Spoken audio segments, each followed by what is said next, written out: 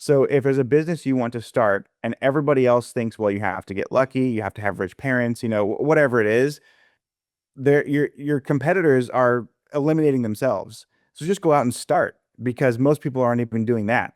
And so if you do that and you stay consistent and you're committed, you're probably going to win.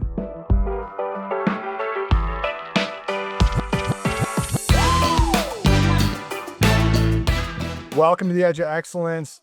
I'm your guest host, Sean Phelps, president at CollegeWorks. Super excited to reconnect with Todd. Todd Baldwin and I got a chance to meet back in 2010. So it's been about 15 years when I met Todd when he was a college student out in the university or out in Washington State. And Todd's gone on to become an incredible real estate investor. He's been featured on Bigger Pockets. He's been written about on CNBC. He's been a content creator and became the Millennial Millionaire is his tagline, and doing it in the most expensive housing market in the US, essentially in Seattle, or one of the most expensive markets, without a bunch of connections and family money and bootstrapping it and doing it himself. So I'm super excited to reconnect. And for everybody interested in real estate, we're going to talk today about his career, how he got to where he got. So Todd, thanks for joining us today. Hey, thank you so much for having me on. And yeah, it's good to see you again. It has been 15 years since I was an intern at CollegeWorks. I'm glad to sort of be back in the mix. And yeah, Millennial Millionaire, we got a kick out of that one. That's what CNBC dubbed me. It did wonders for my ego. Let's put it that way. That's awesome. So what is your definition of excellence? We always like to start the show off with that. This is the Edge of Excellence, and we want to help young people figure out how to achieve excellence. What does that look like to you?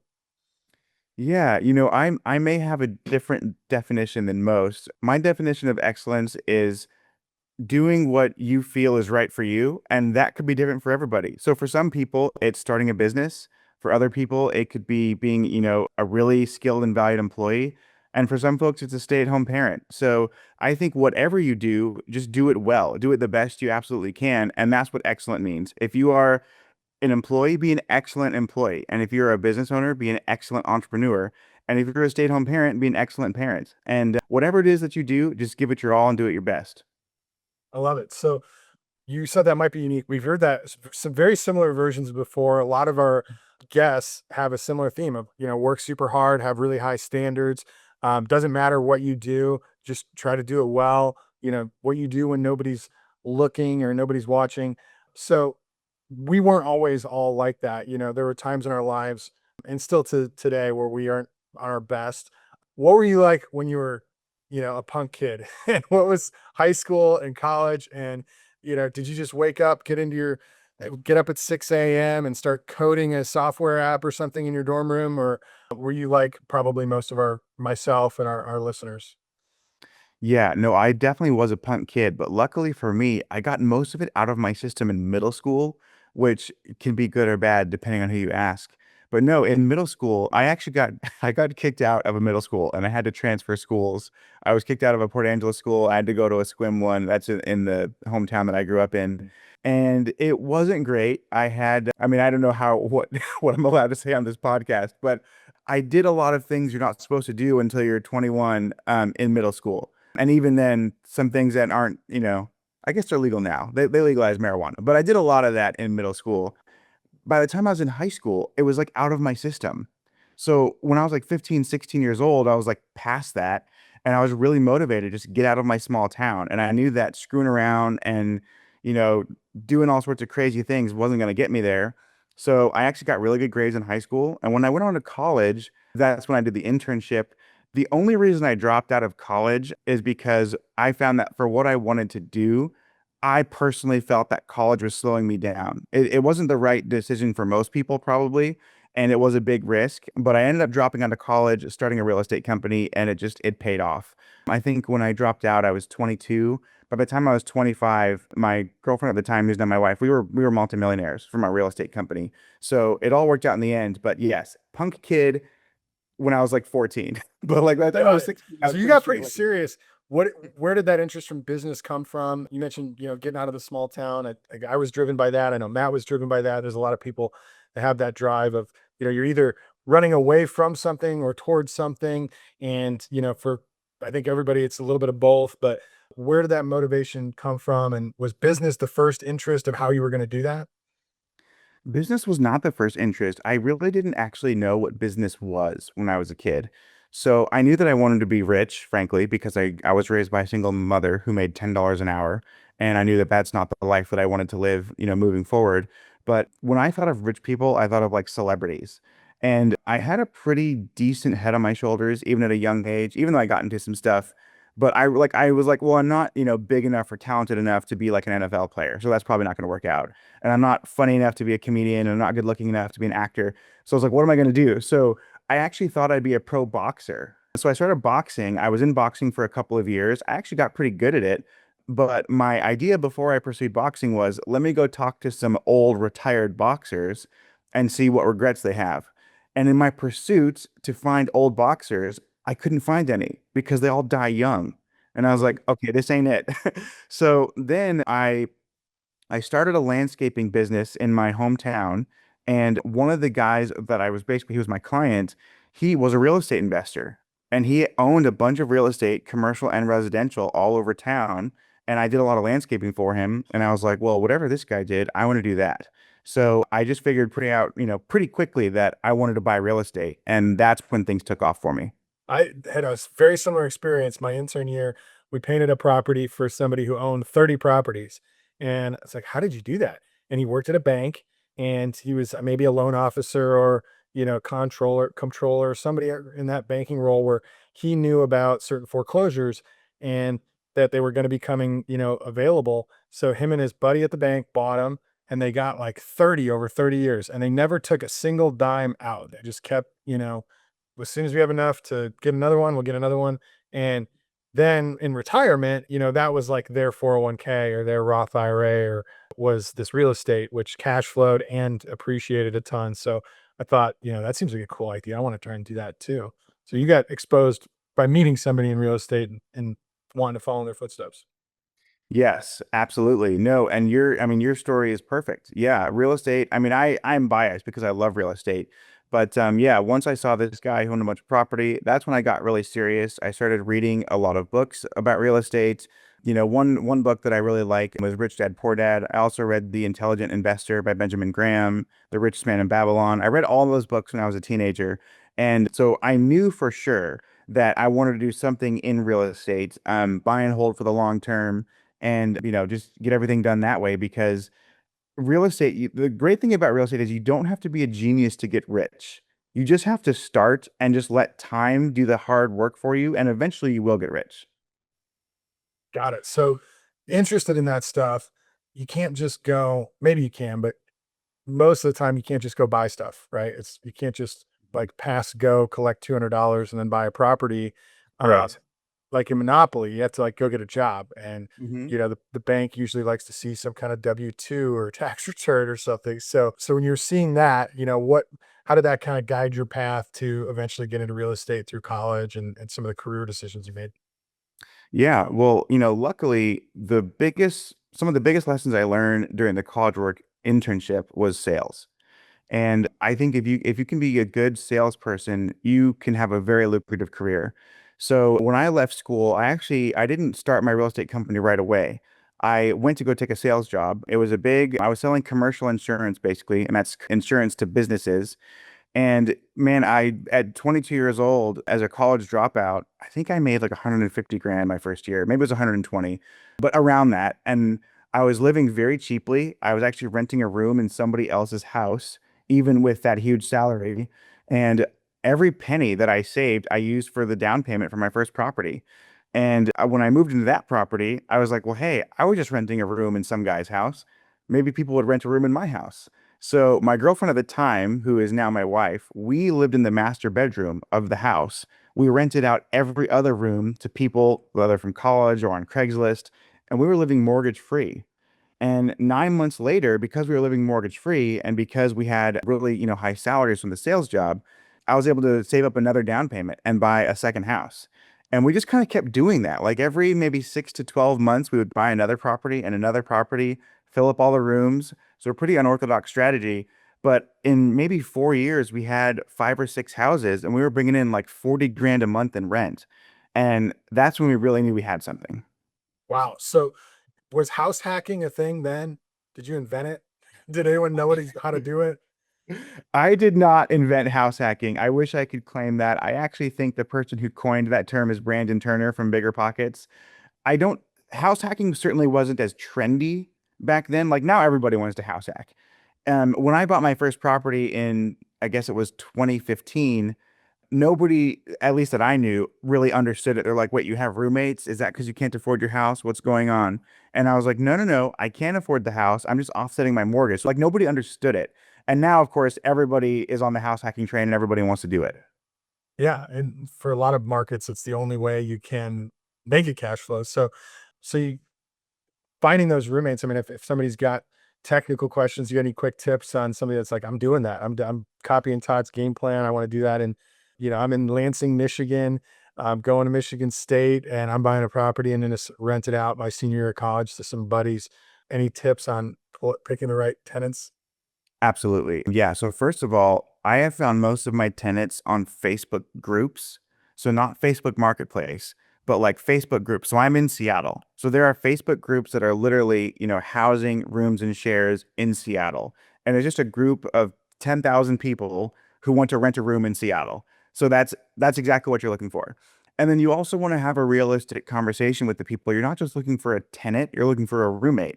And so even though someone could be a phenomenal tenant, like they pay on time and they don't cause problems with neighbors, that doesn't necessarily mean they're going to be a good roommate. Like if they're up until 3 o'clock in the morning blasting their music and somebody else in the house has to work really early, that's not a good fit. So I would just be sure to be really careful with who you choose and just, again, explain it this way like, hey, I'm not just looking for a tenant. I'm looking for a roommate. I have habits that might bug you. Let's make sure that this is a good fit before we move in together and make this happen. Got it. And did any times where it didn't work out? Certainly. Yeah. I have had probably over my time doing house hacking, I probably had to non-renew maybe 20 people or so. That's over, I don't know, maybe 250 tenants or something like that. So not very many as a percentage, but I never had to evict anyone. I would just have a conversation just like we're talking right now where it's like, "Hey, you know, you're clearly unhappy in this house. The habits that you like to do, like you like to walk around naked and chew bubble gum and whatever it is, you'd probably be happier living in a studio apartment with no roommates. And so why would you want to stay in this lease? And after a reasonable conversation, people just tend to agree that you just lead them to their own conclusion where what's best for them is to not be there. And I've literally never had to file an eviction report, even though I have, sort of gotten rid of 20 people. It's never been this huge thing. It's yeah, never been contentious. That's been my experience too. I've had a couple long-term rental properties where the tenants wasn't working out. And it's just, hey, it seems kind of like you'd want to live somewhere else. And they're like, yeah, I kind of do. Like, great. Well, why don't you, go ahead and shop around and maybe even let you out of the lease early. I'll list it and find another person. And it's never. I don't understand why it ever would get contentious, but maybe I'm just good at picking them, and you're good at picking them in the beginning. So you start getting into all this, acquiring property after property after property. What was next after that? How did you scale up or what pivots or changes did you make in real estate? Yeah, so one pivot that I made was wholesaling, which, quick caveat, in the state of Washington where I am in, at the time of recording this podcast, wholesaling is perfectly fine, perfectly acceptable, and legal to do. It is not legal in every state. And so, depending on where you're listening from, if you're interested in wholesaling, just make sure you look at what's allowed in your district, basically. But to put it plainly, wholesaling, it does not require a real estate agent license, but it allows you to sell real estate on behalf of other people.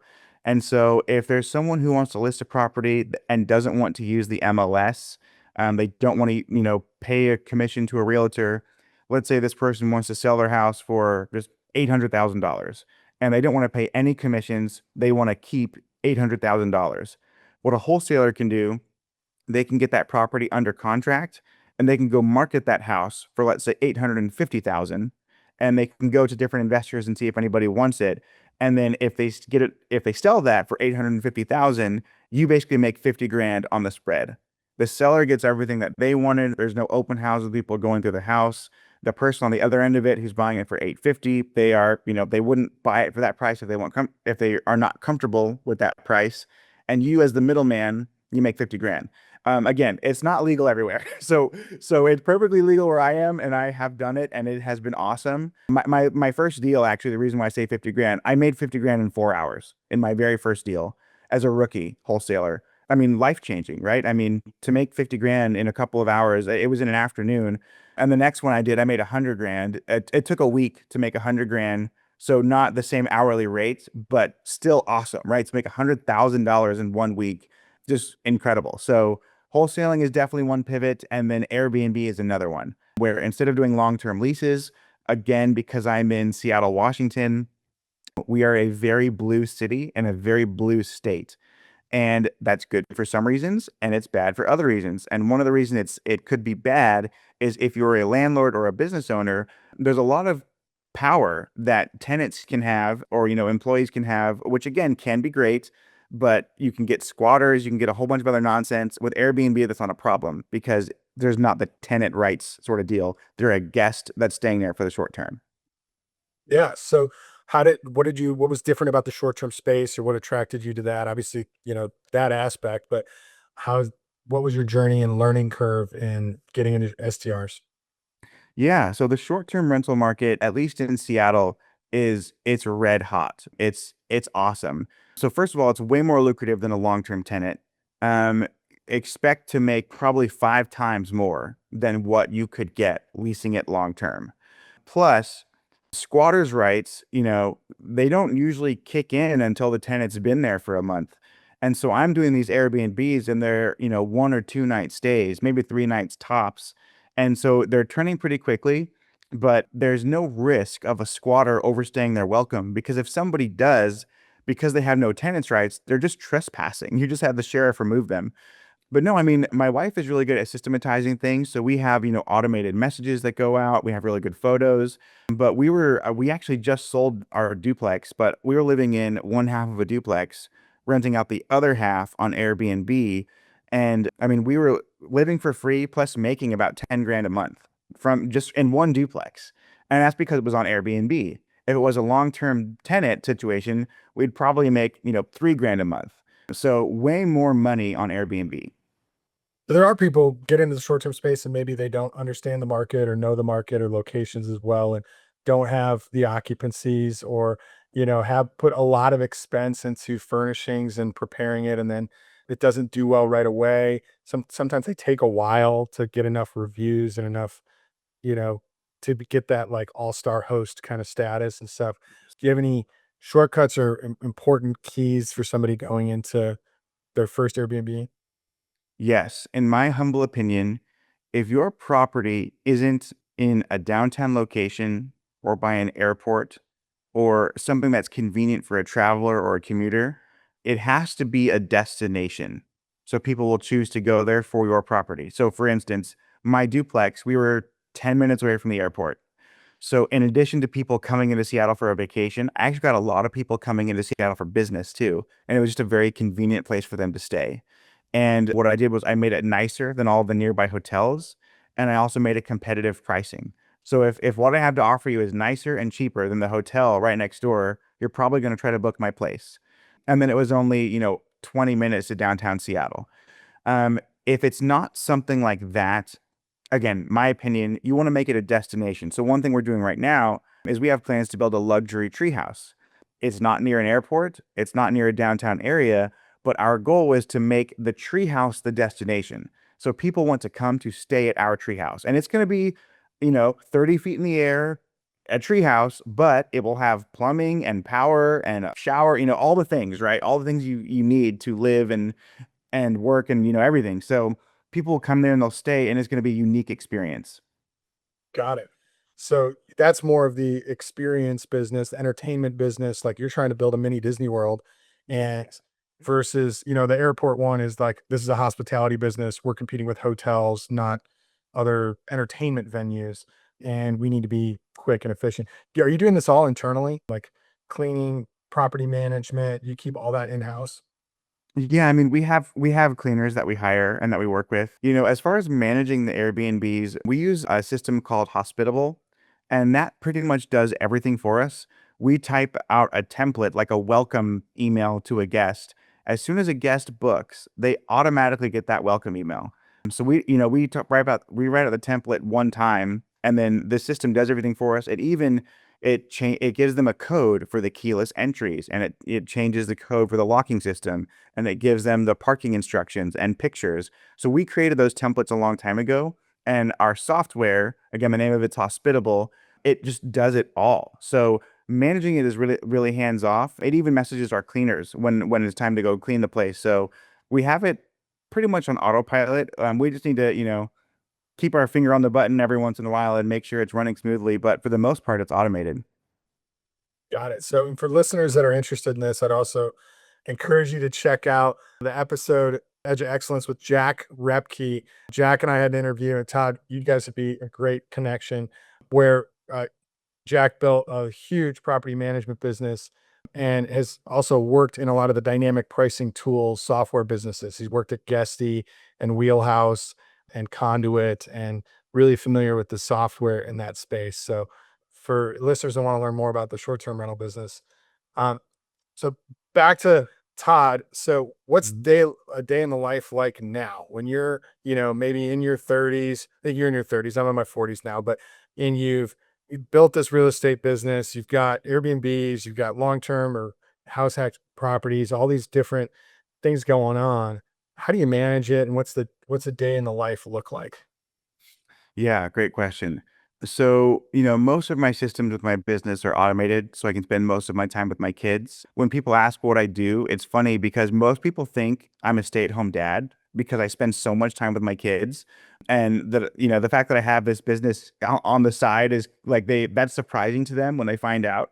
Um, but right now, I'm actually in the middle of building my dream house. My wife and I bought a couple of acres. We have a view of the Puget Sound, which is the biggest body of water in the greater Seattle area.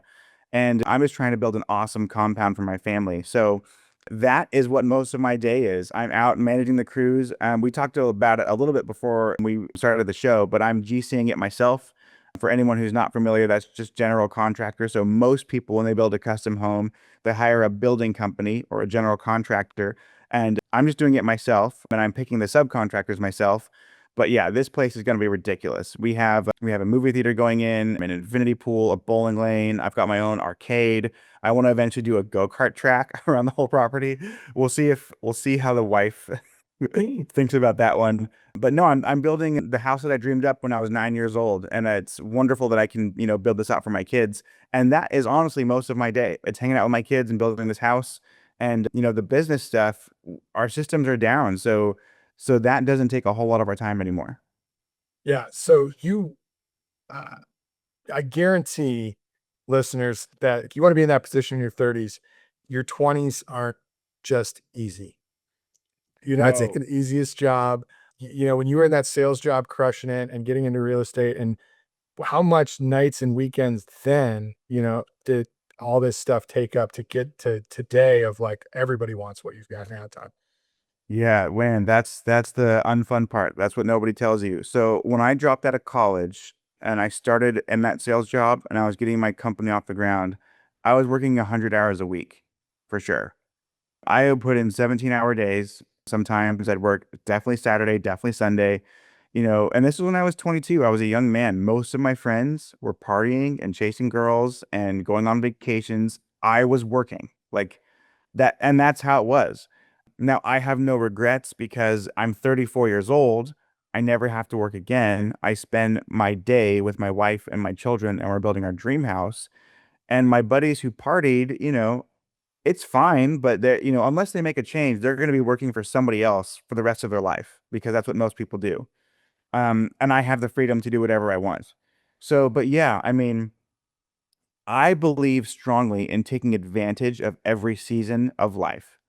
And I think one way you can take advantage of your 20s is you have the energy and perhaps the ability to outwork everybody. When I was 22, I was working 100 hours a week. It's only been 12 years after that. I'm 34, so still relatively young. I do not have the energy to work 100 hours a week. I just like my body couldn't do it. So I did that when I was 22 and it was fine.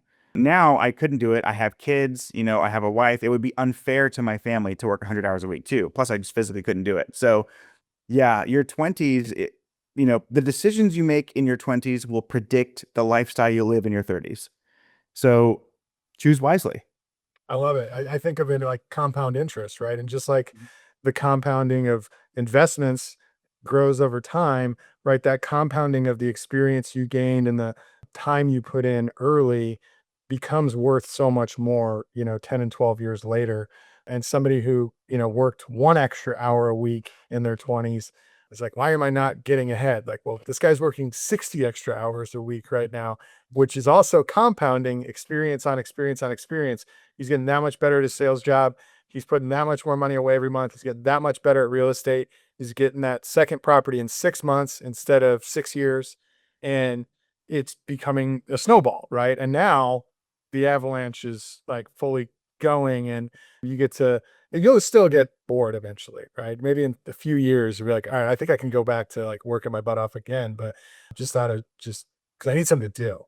Yes, I can't go lay on a beach all day. Once my family compound is done, I will probably start another company. I have a friend who I didn't get his permission to say his name on the podcast, so I won't. But he recently started a space company, and I am not nearly as smart as him, but I got a lot of money and I'm really interested in space. So I might do something with him. So yeah, I mean, I will probably, yeah, I can't, even though I can technically retire, I'm not just going to sit around for the rest of my life. So yeah, once this house is built and that's all good, I will probably go start something, but I will never, I just don't think I could work, 80 or Sure. 100 hours a week anymore. But I will do something. Yes. 100%. So what does a college student not know about what you do or real estate or getting into that position? What does a college student not know about getting in this Yeah. position? I think what, unfortunately, a lot of young people, probably not the people who work for you, but what a lot of young people don't know is that it's possible. I think there's a lot of propaganda that, the system is rigged, you can't get ahead, life sucks and nothing's going to work out. And so people don't even try. Again, just, I was raised by a single mother who made $10 an hour. I became a multimillionaire in my early 20s. It's definitely possible. It's not easy, but it's possible, and you got to put in the work. But the if you're the type of person who knows it's possible, then you're already lucky because the competition isn't that fierce because most people aren't even trying. So if there's a business you want to start and everybody else thinks, well, you have to get lucky, you have to have rich parents, whatever it is, your competitors are eliminating themselves. So just go out and start because most people aren't even doing that. And so if you do that and you stay consistent and you're committed, you're probably going to win. Well, even our team at College Works, I see that a lot. I see that same thing of people thinking, well, I would go do X, but I don't, that's probably not realistic. And I used to feel like way back in our generation, there was this thing of unrealistic goals, and we had to tell people to stop setting unrealistic goals. Everybody was going to be retired by 30, and everybody was going to be, buying a yacht and stuff. And like, that's just not going to happen. There's not enough, there's no way. Yes, you can go be very successful, but everybody's not gonna be that successful. And now it seems to be kind of the opposite, where I do see students who are super hardworking, super talented, super motivated, and but they're thinking really small. They're thinking, someday I'd like to have a business that does $1 million in revenue. And it's like, if you're 19 and you're running a business that's doing $200,000 in revenue, you should be able to think way bigger than that, right? If you compound your skills and continue to grow and develop. So that is a powerful, huge takeaway. Maybe the number one thing on this conversation I want our listeners to understand is it is possible. That don't Mhm. believe the propaganda that it can't happen. Um, why did you believe in yourself and that your plans would work? Did you have doubts? Were there moments where you bought a property and thought, what am I doing? Is this never going to work? Call it lucky or call it just pure arrogance. I have always been a little bit delusional, for lack of a better term, about the success that I would have. Um, a lot of people in high school didn't like me because they thought I was cocky. They thought I was arrogant. Now, I was arrogant because I knew from the time I was 12 years old that I'd be a multimillionaire. And I announced it. Like I told people in my middle school, I'm like, yeah, I'm going to be a multimillionaire. And, my teacher would roll her eyes and the other kids would laugh. But like, I carried that all through high school. And so a lot of people were like, oh, Baldwin, he's just like some arrogant prick. And here's the weird thing though. I didn't think that I'd be a millionaire. I didn't hope that I'd be a millionaire. I knew it. Like I just knew it. And so I never had a moment of doubt where I didn't think it was going to work. I know some people probably do struggle with that. For me, I had so much conviction that, like, yeah, I don't know exactly what the path is. At first, I thought I was boxing, and I didn't know it was going to be real estate. But I knew the end result is that I'd be a multimillionaire in my 20s, I'd build my dream house, and I'd live a great life. And then it was just about, okay, finding which path to get there, like working backwards. It's like, okay, so I want to be able to retire when I'm 30. And I actually, technically, I was able to do it when I was 28. I like what I do, so I continue to do it. But you just work backwards. And for your, I think you gave a great example where someone who's 19, if they think they might want to own a business someday where they do $1 million in revenue, I mean, you and I know if you have a business and you have employees that you pay and you have a lease and you have insurance, $1 million in revenue, what's left over from that isn't a lot for you. So think bigger. I had a deal go through maybe a week and a half ago. Just one deal was well over $1 million. After taxes and expenses, my like what went in my pocket was 812 grand. That just happened like a week and a half ago. I mean that Congrats. thank you. Yeah, and that's crazy, right? To make that much money in a day from one deal is like it's nuts, but it's certainly possible. Think bigger. Uh, Yes. so if you had a system or a process, some main point that you really want the listeners to remember, what would be the main key process that they can work to build those habits and get to that excellence?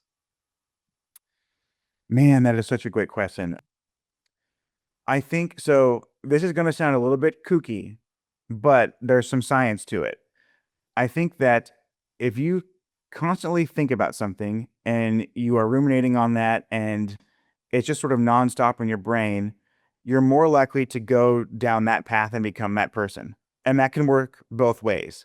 So if you have a lot of negative thoughts about yourself and you have a lot of anxiety and self-doubt, unfortunately, you might become a person who doesn't perform because your own brain, that negative self-talk is telling you that. On the other hand, if you have this inner voice that says it's possible, you can do it, you've got this, you're going to train yourself, almost rewire your brain. And for anyone who thinks it sounds crazy, look up a term called neuroplasticity. It's very interesting. And it basically, without getting too nerdy about it, your brain is basically connected by all these strands and neurons. And when you think about certain things, those strands, those connections, they get stronger, just like working a muscle. And if you're not thinking about other things, then those strands tend to weaken. And so if you're always thinking positive and about the business you want to start and how it's going to work, you're almost hacking your brain to be successful. And I feel like even though it sounds a little bit mystical, that is probably semi what happened with me because I started doing this when I was 12 years old. I was like, I'm going to be a multimillionaire. It's going to happen. I'm going to be successful. People thought I was crazy. People thought I was arrogant. But the thing is, I became a multimillionaire in my 20s. So it's either coincidence or there's something to it. So positive thoughts, positive self-talk, don't let the negative guy in. I love it. I love it. I just told somebody the other day, go watch The Secret. And like it's a little cheesy, it's a little corny, it's a little dated, but there's a lot of power in the law of attraction. And get yourself a vision board. It can't hurt. Yeah, So exactly. we mentioned this earlier, and this show is not just a college work show. We want all students to learn about careers. This is for them to figure out, what do I want to do? Do I want to be in finance? Do I want to be in real estate? Do I want to go do insurance and sell commercial insurance at some point in my career? And learn about different careers. But having been through the College Works internship, what are some things that you want to share with anyone in the College Works audience of how did that influence your career, and any advice you have for the College Works people? Yeah, I mean, the biggest thing is if you are good at sales, you can make a lot of money in really any industry. because you're on the side of revenue. If you're not on the side of revenue, then you're on the side of expenses. So I'll give you an example. When you're in sales, you're going out, you're producing, you're bringing money into the company, you're getting paid a commission on top of that. Your earnings are pretty much unlimited. Versus if you are, Bob from marketing, which there's nothing wrong with being Bob from marketing, but you're not actively getting clients. You take a salary, you are an expense to the company. So being on the side of revenue, you can out earn Bob from marketing because you're bringing money in and you're paid accordingly based on how much money you bring in. And so you may not want to do sales forever, but what being good at sales does is it helps you get a jump start to, getting your money right. And then once that happens, you can do whatever you want. So me, I'm a big nerd. I like, I dropped out of college, but like I like learning about quantum mechanics and string theory and the universe and all this sort of stuff. And I have time to do it because I went out and I got rich first, right? Like I didn't try to make my career about that. I went and I said, what's going to make me rich? And for me personally, it was real estate and sales. And now I have, these keynote speaking opportunities where I'm paid a lot of money to go speak in front of people, which is also really fun. But getting my money right allows me to then go do whatever I want. So whatever you're good at, especially sales, because it's so lucrative, but whatever you're good at, even if it's not your passion today, if you can maximize on your strengths and get rewarded for that and invest it wisely, then in your 30s, you're going to have time to do whatever you want because you won't have to go to a job for 40 hours a week if you've been wise about it. I love it, man.